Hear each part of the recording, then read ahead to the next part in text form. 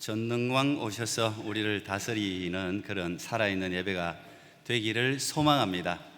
우리 찬양대는 이제 오늘 여러 명 빠졌는데도 오늘 찬양 잘했습니다. 이제 남아있는 우리 저 은퇴 직분자들께서 지금 얼굴이 오늘 우리 성찬 예식하는데 특별히 우리 은퇴 장로님, 권사님, 안수집사님들께서 덕송을 또 준비하셨는데 긴장을 딱 푸시고 오늘 귀한 일이죠. 이 강대상에 올라서서 어쨌든 하나님께 뭔가를 드린다는 것은 참 소중한 일이고 귀한 일입니다. 감사드리고요. 오늘은 일어나 가서 외치라 이런 제목인데 오늘부터 4주 동안 요나서가 4장까지 있습니다. 그래서 우리 한생명 초청 주일 전이 딱 4주입니다. 그래서 4주간 제가 요나서 말씀 한 장씩 그렇게 여러분과 함께 나누려고 합니다. 아시다시피 요나는 북이스라엘에 보내어진 선지자입니다. 북이스라엘이 있다는 것은 남유다가 있다는 이야기죠. 한국이 노스, 사우스로 이렇게 나누어진 것처럼 이스라엘이 원래 하나였는데 솔로몬 이후에 솔로몬이 노년에 부인을 많이 두어서 부인들이 가는 신전을 찾으면서 마음을 잃어버렸습니다. 초심을 잃어버리고 우상을 숭배하게 됨으로 말미암아 하나님께서 나라를 둘로 나누는데 다윗 때문에 솔로몬 때 나누지 않고 솔로몬의 아들 르호보암 때 남북으로 이스라엘이 나누어집니다. 그때 북이스라엘의 12지파 중에서 10지파가 북이스라엘에 속해서 다른 국가가 됩니다. 그때 초대 왕이 여로보암입니다.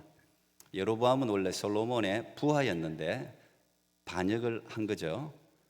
그래서 이 북이스라엘, 남유다 이렇게 나누어지고 이 여로보암 때부터 해서 북이스라엘이 멸망하기까지 북이스라엘의 모든 왕들은 전부 다 여로보암의 길로 행하여 성경 그렇게 기록하고 있습니다.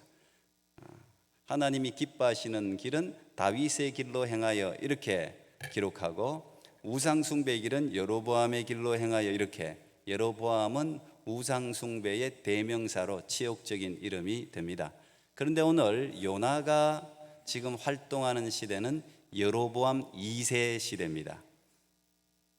여로보암 2세 시대의 요나는 북이스라엘로 하나님의 보냄을 받은 선지자로서 활동을 하는데 북이스라엘이 BC 930년부터 722년까지 기간 중에 가장 왕성하고 번성하고 풍요로운 때가 여로보암 2세 때였습니다. 가장 잘 살 때예요. 그런데 우리가 성경의 역사나 지금 또 이 땅의 역사를 우리가 영적인 관점에서 봐도 세상의 풍요가 반드시 영적인 풍요를 의미하지는 않다는 사실을 알게 됩니다. 여로보암 2세 때는 그렇게 번성하고 땅도 그 국가의 국토가 제일 넓을 때였어요. 그런데 하나님은 그렇게 평가를 하지 않았습니다. 여로보암 2세가 BC 742년쯤에 사망을 하게 되는데 그 후 약 20년 후에 그 나라가 없어집니다. 아수르라는 나라에 의해서 침탈을 당하고 완전히 사라집니다. 그래서 그 이후에 신약에도 사마리아를 유다 사람들이 말하기 못합니다만 개같이 왜 이때 BC 722년에 아수르에게 멸망하면서 아수르의 정책은 민족성을 완전히 말살시키는 정책이에요. 가장 잔인한 민족 중에 하나가 제국 중에 하나가 아수르입니다. 그냥 그 나라 민족을 완전히 박살내버립니다. 완전히 죽일 뿐 아니라 혼합을 시켜서 수많은 이방 민족들과 결혼시켜서 정체성 자체를 없어지게 하는 게 그들의 정책이었기 때문에 이 북이스라엘이 완전히 사라지죠. 그때 한 30년 전에 요나가 북이스라엘에 파송되어서 그들의 회개를 촉구한 겁니다. 하나님께 돌아오라. 하나님께 돌아오면 하나님이 살 길을 열어주신다. 이게 이제 선지자들의 사명이었죠. 이 하나님은 우리가 잘 산다고 해서 내가 기뻐하는 삶을 살았다고 평가하지 않습니다. 내가 사업에 성공했다고 해서, 내가 좋은 위치에 올라갔다고 해서 하나님의 평가가 반드시 일치하지는 않다는 사실을 여러분 우리가 기억할 필요가 있죠. 역으로 내가 가난하게 산다고 해서, 내가 실패했다고 해서 하나님이 내 인생을 실패했다고 단정 짓지도 않습니다. 하나님의 평가는 하나님의 눈으로 평가를 하기 때문에 그 하나님의 평가에 바른 삶을 우리가 사는 것이 중요한 것입니다. 하나님은 언제나 이 북이스라엘에게도 어느 누구에게도 항상 기회를 주세요. 이 기회를 주는 사람들이 선지자예요. 성경 마지막 책인 계시록은 7교회에 보내는 편지로 시작하는데 거기에 라오디게아 교회가 있습니다. 그 라오디게아 교회에게 이런 말을 했습니다. 계시록 3장 17절 보면 내가 말하기를 나는 부자라 부요하여 부족한 것이 없다 하나 네 공고한 것과 가련한 것과 가난한 것과 눈먼 것과 벌거벗은 것을 알지 못하는도다. 자기는 부자라고 생각하는데, 나는 지금 한참 잘 나간다고 생각하는데 하나님은 공고하다, 가련하다, 가난하다, 눈 멀었다, 벌거벗었다 그렇게 평가하는 거예요.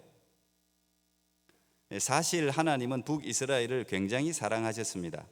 북이스라엘이 망하는 것을 결코 원치 않죠. 지금도 마찬가지입니다.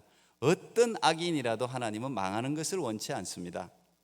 그래서 위대한 선지자들을 계속 파송하셔서 달래기도 하고 경고하기도 하셨습니다.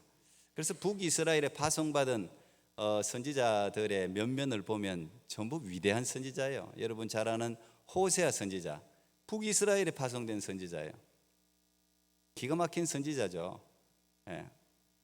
기생 음녀와 함께 결혼해서 내가 이런 음녀라도 사랑해서 아이를 낳고 그 보여준 거잖아요. 그죠? 내가 너희들이 나를 떠나서 다른 남편, 우상을 섬겼지만 그래도 불구하고 내가 너희를 사랑해, 이걸 보여주는 거잖아요.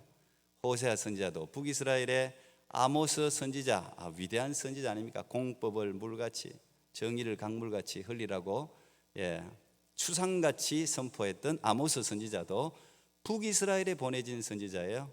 그리고 여러분 기적의 대명사 엘리야도 북이스라엘에 보내진 선지자예요. 엘리사도 북이스라엘에 보내진 선지자예요. 요나도 북이스라엘에 보내진 선지자예요. 미가 선지자도 물론 남유다에서 활동했지만 북이스라엘에도 보내진 선지자예요. 하나님께서 북이스라엘이 나라 갈라져서 하나님을 떠났지만 여로보암 때부터 한 번도 떠난 적이 없다는 말씀이죠. 계속해서 그들이 돌아오도록 선지자들 파송해서 달래기도 하고 경고하기도 했습니다. 하나님은 지금도 부지런히 선지자를 보내시죠. 이 선지자는 하나님의 입이에요. 하나님의 말씀을 전하는 사람이죠. 끊임없이 아마 지금도 선교사님들, 전도자들 또 여러분을 통해서도 믿지 않는 가족들에게 복음이 전해질지도 모르겠어요. 그게 선교사님들과 전도자들이 하는 가장 큰 일이죠. 오늘 우리가 선지자라고 부르지 않습니까? 오늘 우리가 모든 사람들이 다 기름 부음 받았다고 우리가 만인 제사장 뭐 이런 이야기를 하는데 맞습니다. 여러분들을 다 하나님이 복음 전하는 선지자로 부르셨습니다. 예수님이 베드로에게 말씀하신 것 같이 이제는 고기 잡는 어부가 아니라 이제는 너희들이 생업을 돈을 벌기 위해서 하는 생업이 아니라 직장 일은 그대로 하는데 목표가 바뀌어야 된다, 목적이 바뀌어야 된다, 그 이야기 하는 거 아니겠어요? 이제부터는 고기 잡는 어부가 아니라 사람 낚는 어부. 이 별거 아닌 것 같은데 이게 굉장히 중요합니다. 내 목표를, 내 목적을 뭘로 두느냐에 따라서 내가 하고 있는 일이 달라져요. 내 마음이 달라져요. 참 중요해요. 인생의 목적이 뭐라고요? 소율이 문답 1번이 뭡니까? 우리 하나님께 영광 돌리는 거예요.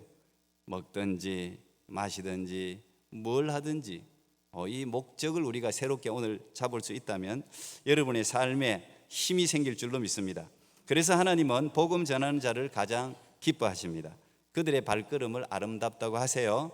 로마서 10장 13절부터 15절 보니까 누구든지 주의 이름을 부르는 자는 구원을 받으리라. 그런즉 그들이 믿지 아니하는 이를 어찌 부르리요? 듣지도 못한 이를 어찌 믿으리요?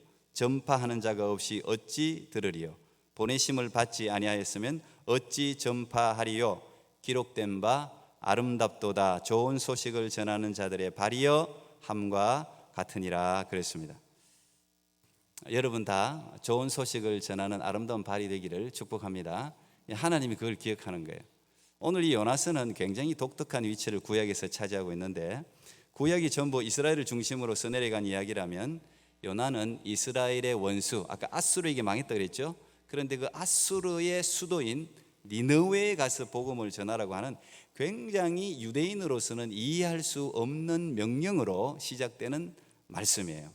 그래서 이 요나서는 구약 전체에 있어서 하나님은 유대인만의 하나님이 아니라 이방인의 하나님이라는 사실을 역력하게 보여주는 그런 책입니다. 오늘 요나서가 이렇게 시작하죠. 여호와의 말씀이 아미떼의 아들 요나에게 임하니라. 여호와의 말씀이 아미떼의 아들 요나에게 임하니라. 이건 구약에 계속 반복적으로 나오는 말씀인데, 하나님이 가라사대, 하나님이 말씀하시되, 이 말이에요. 하나님이 말씀하시되. 언제나 하나님의 말씀이 시작이에요. 하나님의 말씀이 임하면서 역사가 펼쳐져요. 여러분에게도 하나님의 말씀이 임해야 그때부터 하나님의 역사가 펼쳐지는 거예요. 하나님의 말씀이 임해야 되는 거예요. 아미떼의 아들이라고 했는데, 이 아미떼는 아미타이라는 히브리어는 이게 진리, 성실 그런 뜻을 가지고 있어요. 요나는 비둘기라는 뜻을 가지고 있다는 건 잘 알고 계시죠? 예. 근데 이 진리, 성실, 그 아버지가 아미떼 그런 뜻을 갖고 있다면 분명히 진리대로 행한, 굉장히 오늘날로 치면 예수님을 잘 믿는 아버지였을 거예요. 그래서 아버지로부터 신앙교육을 굉장히 잘 받은 게 아마 요나였을 겁니다. 제가 이렇게 이야기해도 들리나요? 여러분 들리세요? 예. 나는 말하는 게 되게 힘드네. 모니터 스피커 거의 잘 안 들리는 것 같은데. 예. 건드리지 마세요 또. 예. 자, 저는 오늘 하나님의 말씀이 여러분의 심령에 깊이 임하는 예배가 되기를 소망합니다.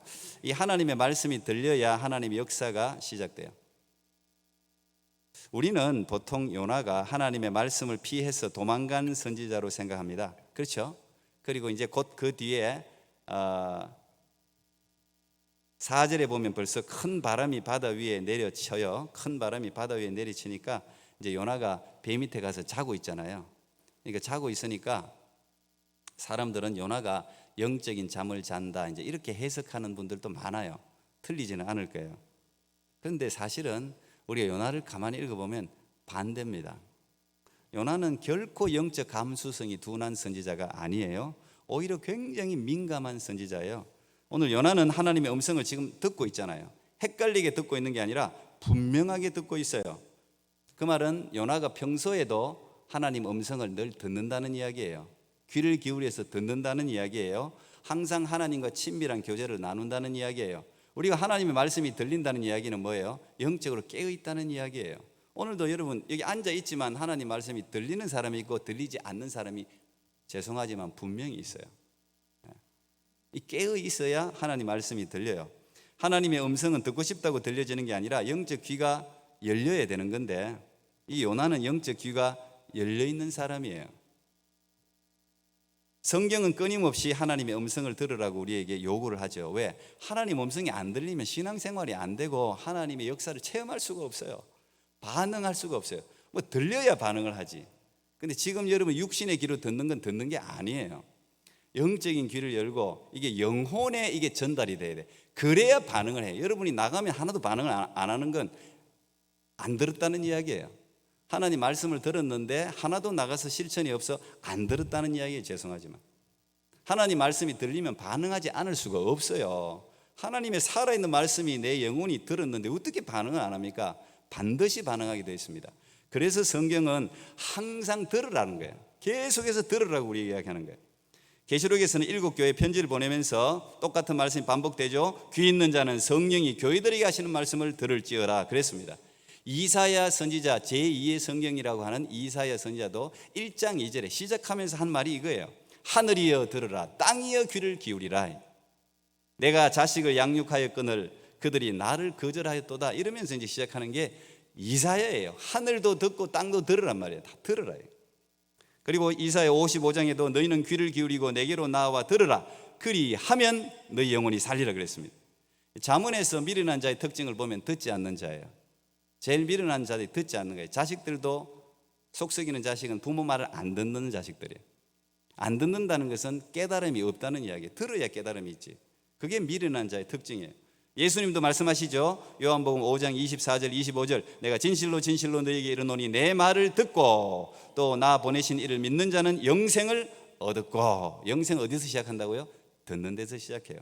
심판에 이르지 아니하나니 사망에서 생명으로 옮겼느니라. 진실로 진실로 너희에게 이르노니 죽은 자들이 하나님의 아들의 음성을 들을 때가 오나니 곧 이때라. 듣는 자는 같이요. 시작. 살아나리라. 아멘. 여러분 살아나는 은혜가 있기를 바랍니다. 예배에 와서 살아나야 될 거 아닙니까? 듣는 자는 살아나리라. 신앙생활은 잘 듣는 삶이에요. 예수님의 말씀을 귀담아 들어야지 삽니다. 그런데 듣는 자란 말이 단순히 듣는 걸 의미하는 게 아닙니다.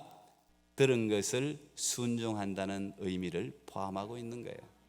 우리가 들은 것 같은데 순종을 안 해서 안 들은 거예요. 들은 것을 순종하는 자에게 하나님의 역사, 말씀에 기록된 역사가 그대로 나타나는 것입니다. 언제나 신약의 기적은 전부 다 말씀을 듣고 순종할 때 항상 병도 고쳐져 기적이 일어나 모든 표적은 순종과 함께 나타납니다. 요나는 하나님의 말씀을 듣지 않아서가 아니라 그 말씀을 이해하지 못해서가 아니라 오히려 너무 잘 이해했기 때문에 거부한 거예요. 하나님의 말씀을 듣기는 했지만 불순종한 거죠. 왜? 감정이 상해버렸어요. 그래서 이 감정이 잘 다스려야 돼요. 감정이 상해버리면 어떤 말도 안 들려요. 부부지간의 싸움도 감정 상해서 싸우는 건데 말이 다 맞아. 남편 말도 맞고 아내 말도 맞아. 그래도 듣기 싫은 거지. 감정이 상했으니까. 똑같아요.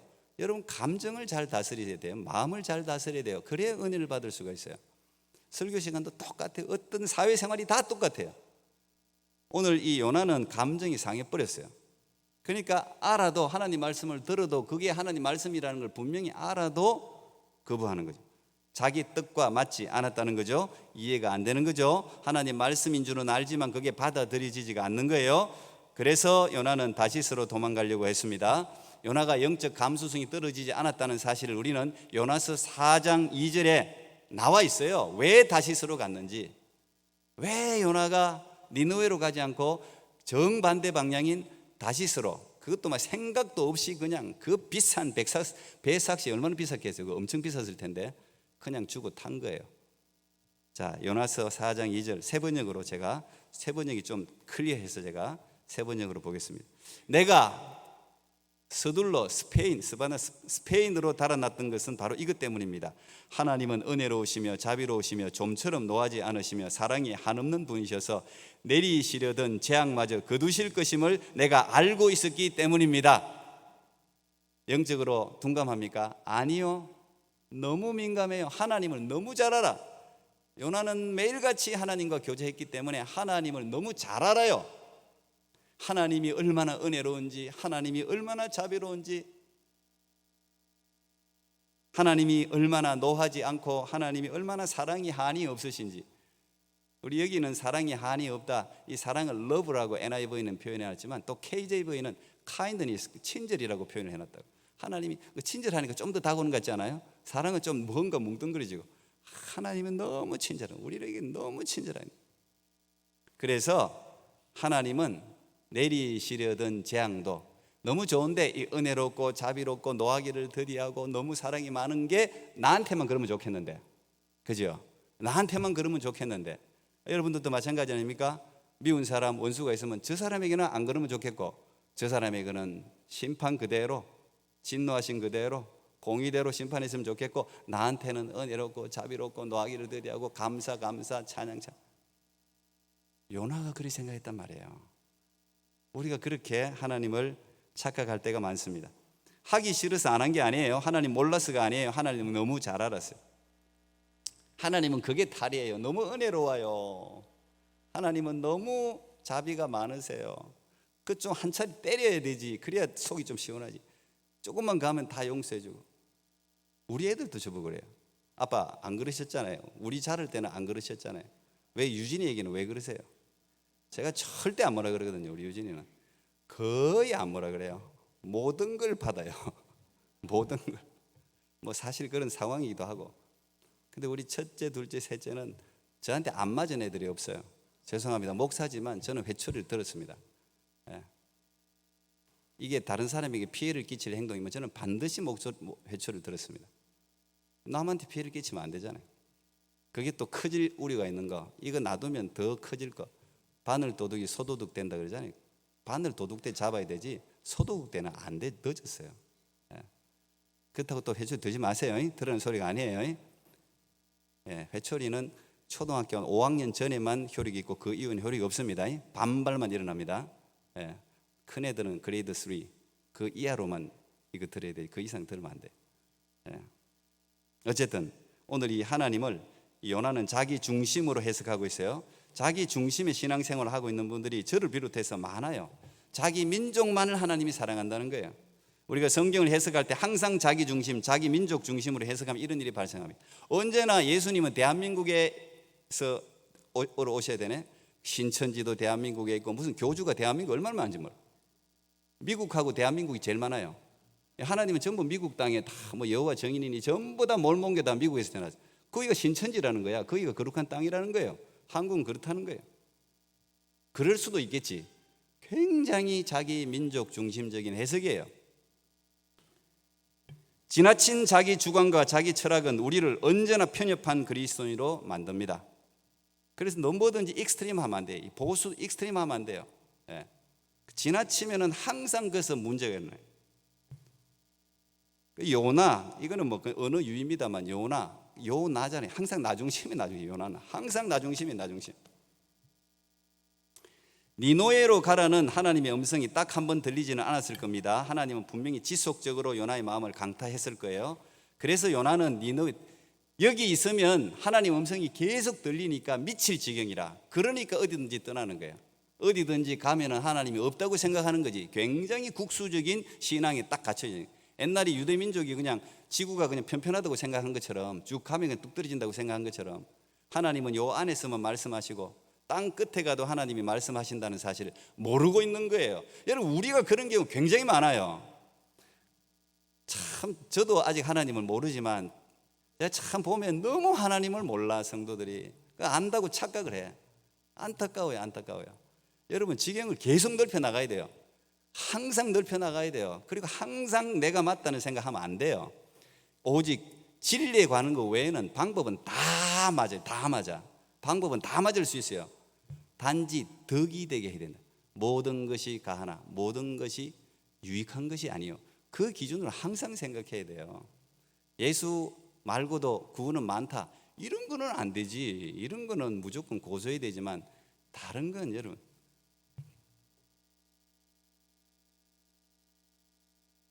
니느웨는 요나는 그래서 니느웨와는 정반대 방향인 다시스로 무작정 배를 탔습니다. 그만큼 싫었던 거예요. 여러분 베드로도 보세요. 베드로도 부정한 짐승이 담긴 보따리 환상을 3번이나 보잖아요. 똑같은 환상을 하나님이 계속 주시잖아요. 왜 그랬을까요? 베드로가 몰라서 그랬을까요? 아니에요. 베드로가 가지고 있는 그 율법주의, 유대주의적 고정관념, 이 베타주의, 이거 깨는 게 어려워요. 이게 딱 있으면 이 목사들도 굉장히 많거든요. 이 목사들도 진짜 제가 이야기해 보면 정말 답답한 목사님들 많아요. 어떻게 그렇게 고집이 센지 모르겠어요. 하여튼 고집은 다 안 좋아. 고집은 우상 숭배와 똑같아요. 사무엘상 15장 22절 그렇게 써놨잖아요. 고집이 우상 숭배라고. 근데 어쨌든 방법론을 고집하면 안 돼요. 방법론을 진리만 고집해야 돼요. 근데 베드로가 그렇단 말이에요. 3번이나 똑같이 이 보자기를 보내줬는데도 절대 못 먹겠다는 거예요. 하나님이 먹으라고 하고 그게 하나님 음성인 줄 알면서도 안 들어. 요나하고 똑같은 거예요. 하나님을 그냥 율법 안에 가둬버려 버려요. 율법 안에 그냥 가둬버려요. 그냥 자기 신앙관 안에 하나님을 가둬버려요. 하나님은 이 안에서만 행동해야 됩니다. 정해버리는 거예요. 바운더리를 내가 정해버리는 거예요. 참 위험한 거예요. 그런데 이런 분들이 또 이단에 빠지지는 않았도 장점도 있어요. 장점도. 그러나 여러분, 더 이상 신앙의 지경이 확대되지를 않아요. 엄청난 그 하나님의 보물들을 발견할 수가 없어요. 이런 세계관, 요나와 같은 세계관이죠. 우리도 이런 오류를 범할 때가 많습니다. 정말 위대하신 온 우주를 통치하시는 하나님에 대해서 여러분 다 눈이 열리기를 축복합니다. 그게 잘 받아들여지길 바랍니다. 하나님은 유대인뿐 아니라 이방인 곧 모든 열방이 구원받기를 원하십니다. 그들에게도 기회를 주시는 분이 하나님이에요. 우리는 요나서를 통해서 우리가 얼마나 강팍한지를 한번 돌아볼 필요가 있어요. 은혜를 은혜로 여기지 않는 거야. 하나님이 왜 니느웨에 이 요나를 보냈겠어요? 북이스라엘은 지금 북이스라엘 분열된 여로보암 때부터 계속해서 선지자를 보냈어요. 한마디 말만 한 게 아니에요. 이런 말로도 저런 말로도 저런 말로도 이렇게도 말하고 저렇게도 말하고 저렇게 예수님 믿어야 된다. 오늘날 이야기하면 예수님 믿어야 된다. 너의 상황을 봐라, 삶을 봐라, 인도하는 모습을 봐라. 뭐 많은 이야기를 하면서 회의도 했다가 협박도 했다가 선지자들이 수많은 말을 했는데 북이스라엘은 아무도 안 들어와. 아무도 안 들어와요. 그런데 보세요. 요나가 그렇게 싫어하고 악하다고 생각한, 결국 자기 나라를 망하게 한, 멸망시킨 아수르의 수도에 가서 요나가 외쳤습니다. 히브리어로는 딱 5단어예요. 다른 말 하지도 않아. 다른 말 하기 싫어. 요나는 일단 물고기 뱃속에서 하도 혼이 나가지고 하기는 하는데 듣기는 듣는데 무슨 뭐 많은 말 한 것도 아니고 믿음과 사랑을 가지고 제발 구원받아라 그렇게 말한 것도 아니에요. 마지 못해서 전한 말이에요. 요나서 4장 4절 5절. 요나가 그 성읍에 들어가서 하루 동안 다니며 외쳐 이르되 40일이 지나면 니느웨가 무너지리라 하였더니 니느웨 사람들이 하나님을 믿고 금식을 선포하고 높고 낮은 자를 막론하고 굵은 베옷을 입은지라. 아유, 제발 그런 일이 안 일어났으면 좋겠는데 요나가 그냥 마지못해서 40일 후면 40일 지나면 니느웨가 무너질 거다, 니느웨가 무너질 거다, 뭐 듣거나 말거나 안 들었으면 좋겠다 속으로 그런 생각하면서 전했는데 세상에 이 한마디, 다른 말도 없어요. 이 짧은 한마디를 듣고 왕부터 시작해서 밑에 서민들까지, 그것도 사람들부터 시작해서 짐승까지 전부 굵은 베옷을 입고 죄를 뒤집어 쓰고 회개하는 거예요. 하나님 앞에 돌아오는 거예요. 이 구약이 그래서 중요한 성경이에요. 너희들에게 내가 이렇게 너희들을 친절하게 말하고 수많은 선지자를, 그렇게 위대한 선지자 엘리야, 엘리사, 호세아, 아모스, 미가, 요나 이렇게 수많은 선지자를 보내서 너희들에게 그렇게 외치면서 돌아오라고 했는데 너희들은 한마디도 내 말을 듣지 않고 소는 그 주인을 알고 구유의 주인은 아는데 너희들은 나를 알지 못하고 떠났는데 봐라, 너희들이 그렇게 싫어하는, 너희들의 원수라고 생각하는, 흉악하다고 생각하는, 짐승이라고 생각하는 그 니느웨에 내가 딱 한마디 40일 후면 니느웨가 무너진다는 요 한마디 했는데 이들이 하는 걸 봐라 이 말이에요. 그걸 보여주는 거예요. 지금 너희들이 얼마나 강박한지를 보여주는 거예요. 우리도 마찬가지입니다. 여러분이 은혜의 바다에 살면서 은혜를 몰라요. 우리가 코비드를 통해서 경험하지 않았습니까? 이 모임이 얼마나 소중한 걸 우리가 경험했지 않습니까? 성전문을 열고 들어오는 게 얼마나 소중한 일인지를 우리가 경험했잖아요. 근데 별로 많이 돌아온 것 같지가 않아요. 제 생각에 사람은 회귀 본능이 있어가지고 금방 돌아요. 금방 돌아. 돼지가 자기가 먹던 데 돌아가고 또 돼지 노릇을 하듯이 참 죄송한데 그래요. 참 안타까워요. 우리가 항상 그걸 생각해야 돼. 그걸 깨닫는 사람이 복받은 사람이라니까요. 아주 큰 일 안 겪어도, 죽을 고비를 안 넘겨도 아주 작은 일을 만나도 그 작은 일에 큰 교훈을 받고 자기의 삶을 변화시키는 사람, 그 사람이 위대한 사람이에요. 뭐하러 큰 일을 다 경험합니까? 작은 걸 크게 교훈을 받으면 되는데 나는 이 시대를 보면서 너무 안타깝게 생각해. 모든 나라가 다 똑같아요. 아니 코비드 한 번 더 강력한 코비드 하나님이 지금 참아서 그렇지 한 번 더 주면은 끝장나는 거예요. 끝장나는 거예요. 그렇지만 오늘 우리에게 전해진 사명은 전하는 거예요. 전하기만 하면 오늘 요나가 그냥 전했는데도 다 돌아오지 않습니까? 이사야 55장 11절 내 입에서 나가는 말도 이와 같이 헛되이 내게로 돌아오지 아니하고 나의 기뻐하는 뜻을 이루며 내가 보낸 일에 형통하라 그랬습니다. 여러분이 전해놓은 건 어디 안 간단 말이에요. 어쨌든 전하는 거는 내가 해야 될 책임이고 사명이에요. 그 다음은 성령께서 역사하는 거예요. 내가 말 잘했다고 그 사람이 돌아오는 게 아니에요. 돌아온 것 같아도 아니에요. 선물 준다 그러면 잠깐 나왔다가 안 와요. 알면서 우리가 부르는 거야. 내가 지금 후회하는 게 옛날에 우리 청년부 전도 집회 하면서 아이패드를 준 거예요. 세상에 큰 돈을 들여갖고, 물론 받은 애가 뭐 교회 잘 다니고 있겠지. 선물 준다고 나오는 게 아니에요. 근데 우리가 한 번이라도 이 자리에 앉히려고 노력하는 거죠. 앉혀서 말씀을 어디 한 번이라도 들으면 그 다음부터 하나님이 역사하는 거니까 한 번이라도 앉히는 값이라. 그 여러분들 뭐 여러분 개인 돈을 얼마 써도 나는 좋다고 생각해요. 돈을 많이 쓰세요. 전도하는데 돈 써야지. 돈 어디 씁니까? 전도하는데 돈 써야지. 그래서 여러분들 오시면은 점심도 한 그릇 준다 그러고 저녁도 책임진다 그러고 그 다음날 아침도 책임진다 그러고 그래가지고 모시고 와서 그분이 영생의 떡을 먹고 영 구원을 받으면 여러분들은 하늘나라 가서 시들지 않는 면류관 받을 거 아닙니까? 네가 몇 명 구원했니? 네 구원한 사람 이름 대봐. 그러면 그 사람 한 명 때문에 여러분이 상급 받는다니까. 투자만 하잖아요. 일어나 가서 외치라. 그 다음은 하나님이 역사합니다. 제가 명동에서 한국에서 전도를 많이 하면서 청년들 훈련을 많이 시켰습니다. 근데 그때 제가 명동에 있을 때 그 명동 지금도 뭐 사람들 많이 왔다 갔다 하지만 제가 제일 먼저 훈련시킨 게 이거였어요. 딱 서라. 그 자리에 딱 거리에 서라. 그리고 얼마나 많은 사람들이 왔다 갔다 합니까? 그 명동 거리에. 그러면 그 사람들을 보라는 거예요.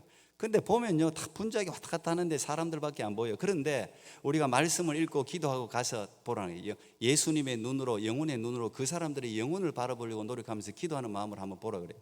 달리 보여요. 여러분, 그 영혼이 보여야 여러분이 전도를 해요. 그 영혼이 불쌍하게 여겨져야 기도를 한다니까요. 그 사람이 지옥 가는 걸 견딜 수 없어야 기도한다니까요. 그게 보여야 돼. 그 보이기 전에는 여러분 기도한다고 해도 기도하는 게 아니에요. 영혼이 보여야 돼. 내 가족들, 지옥 갈 내 가족들 어떻게 가만히 있을 수 있어요? 그러면 기도를 시작하는 거예요. 하나님, 내 힘으로 안 되니까 어떻게 좀 해주세요. 하나님, 답답하. 거기서 전도가 시작되는 거예요. 그리고 난 뒤에 한참 그걸 내가 가만히 있어서 그만 보게. 그 다음 가서 뭐 가게도 들어가서 전도도 하고 이러면은 애들이 좀 달라져요. 나는 그것부터 우리가 돼야 된다고 생각합니다. 여러분에게 영혼이 보이는 은혜가 있기를 축복합니다. 에스겔 골짜기에서 하나님이 에스겔에게 보라 그랬잖아요. 뭐가 보이니 묻잖아요. 뭐가 보이니 묻잖아요. 왜 바짝 마른 뼈들이 보입니다. 그게 뭐예요? 바짝 마른 영혼들이 보인다 이 말이에요. 이게 보이면 이제 하나님 역사하고 성령의 바람이 불면 그게 팍 이스라엘 군대로 살아나는 거예요. 어제 우리 교회 우리 박수혜 집사님이 이제 출산했지 않습니까? 제가 이제 출산하면 항상 이제 어제 토요일이라가 내가 왜 좀 일찍 낳지? 또 토요일 낳냐? 토요일 병원에 입원하면 목회자들 고생시키는 거다. 원래 그 목요일인가 금요일 예정이었거든요. 하도 연락이 안 와서 제가 연락했더니 금요일 날 아침에 들어가고 토요일 날 새벽에 났어요. 한 5시쯤. 그러니까 좀 오래 진통을 하고 늦게 좀 고생을 조금 했어요. 그래도 이제 순산을 했는데 제가 갔더니 뭐 불 다 꺼놓고 자고 있더라고. 하도 피곤해갖고. 그래서 출산한 걸 보고 난 뒤에 이제 출산하자마자 이제 한국에 있는 어머니에게 전화를 했나 보죠. 그래서 통화하는데 엄마도 울고 자기도 울고 뭐 대부분 우리가 하는 뭐 비슷하죠. 왜? 엄마가 나 이렇게 낳았구나. 엄마도 아이고 그 내가 낳을 때 그 고통을 너도 겪었구나 딸아. 뭐 이런 심정 아니겠어요? 그래서 같이 우는 거고. 남편도 또 옆에서 지켜보면서 애 낳는 게 이렇게 힘든 거야. 그래도 머리는 안 쥐어뜯겠더라고. 그래도 그 아주 자기 우아미를 유지하면서 낳았다 그러더라고. 그래도 이렇게. 그렇지만 여러분, 옛날에는 저는 항상 그게 늘 생각나요. 옛날에 어머니들은 아기 낳을 때 벗은 그 신발을 벗어놓고 집안을 한 바퀴 휘 다 두르고 난 뒤에 이제 출산하러 들어간다는 말이 제가 늘 마음에 있어요. 왜? 나오면서 죽는 경우가 너무 많았으니까. 지금이야 그런 일이 없지만. 그렇지만 어쨌든 생명은 생명을 통해서 낳는 거예요. 죽을 각오하고 낳는 거예요. 생명은 죽을 각오하고 한 생명이 태어나는 거예요. 예수님이 우리를 놓칠 수 없는 이유가 거기 있습니다. 십자가에서 죽음으로 우리를 낳았잖아요. 예수님께서 자신의 생명을 바쳐서 우리를 살렸잖아요. 그러니까 잃어버린 영혼에 대해서 예수님 마음이 어떻겠어요? 이런 엄마들이 자식들, 우리 교회도 보니까 다 자식들 그냥 어쨌든 자식들이 뭐 하면은 다 우리 지금 해피아이 아이들 보면은 제가 그 뭐 다 그렇죠. 어머니들이 그게 엄마죠. 자식들 그냥 자식들 뭐 그래야 되는데 너무 또 우상화하는 건 별로 안 좋은 것 같아요. 네. 네. 하여튼 이 자식을 엄마가 잊을 수가 없죠. 보세요.